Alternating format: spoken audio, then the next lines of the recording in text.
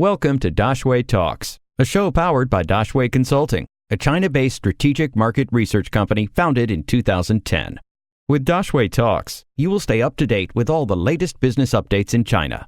Every day, you will learn from China-based experts who share their knowledge about the Chinese market in 2 to 5 minutes.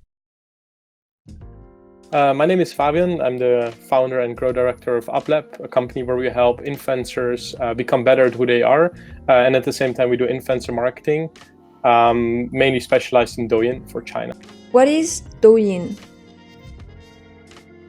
Sure. Douyin is a short video and music app where everybody can become famous in a couple of seconds. It's one of the most popular apps in China right now, mainly used by the younger generation, Gen Z and millennials. Can you present Douyin in a few figures? Evolution, number of users, target audience, number of videos posted per day, etc.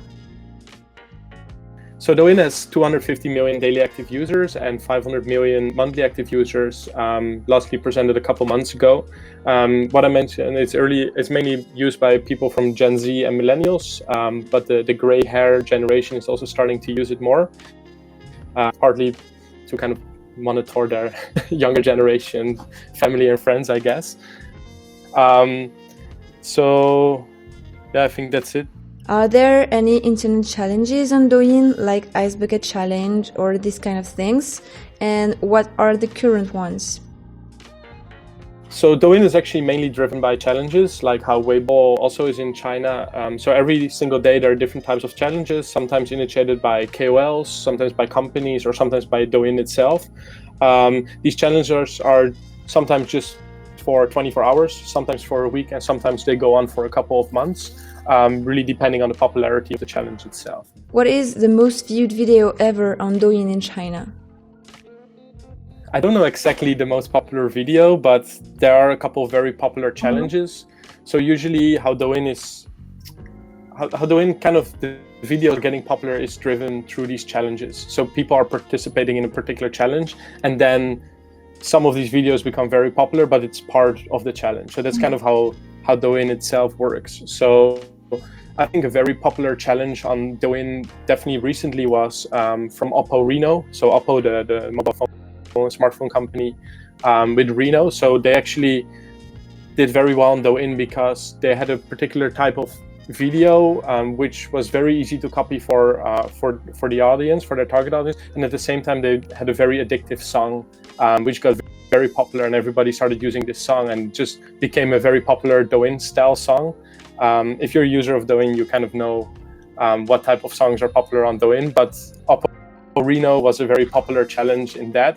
At the same time, a little earlier was Supreme. I'm not sure if it was really initiated by Supreme, but the Supreme challenge went viral and had billions of views on different types of videos. So that also became very popular, and it was very down-to-earth China-style content. I cannot really explain it. I think you would have to check it out. If you search on Supreme on Douyin, you will find it. I think these are two of the very popular challenges from recent times, I would say, hitting hundreds of millions to billions of views. How does censorship apply on Douyin? In terms of the content, what's allowed on Douyin, in terms of what's allowed and not allowed, a lot of the AI machine learning from Douyin is actually picking out content which the AI machine learning thinks, hey, this is not allowed. And then they're checking, hey, is this content appropriate for our channel or not? So there are certain guidelines. I don't know exactly the guidelines, and I don't want to mix up too much into that. But there are certain guidelines where which Douyin is following. So one example, for example, is if somebody is recording a video in the front of a car, the machine learning, the algorithm is basically picking it out because they don't know if you're behind the steering wheel or not. So then someone manually is actually checking, okay, is this allowed? Is this person behind the steering wheel or not? Okay, it's not behind the steering wheel. Okay, then we allow the video. If it's person recording a video behind the steering wheel, they will block the video. So that's kind of how it works. And that's from all different types of categories. They're kind of reviewing what's allowed and what's not allowed. How does live streaming work on Douyin? How do people attract followers? Live streaming is not as popular as real live streaming apps, others in China, but because Douyin is trying to become more of a super app in that sense that they try to offer all different types of features in their platform. Live streaming is one of them, like it's short video, like it's music, like it's stories.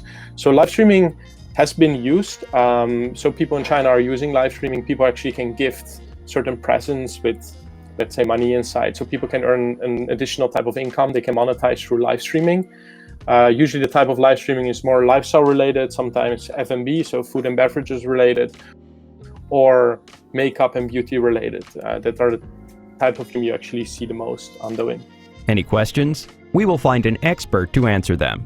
Drop your questions in the comments or send us an email, dx@daxueconsulting.com.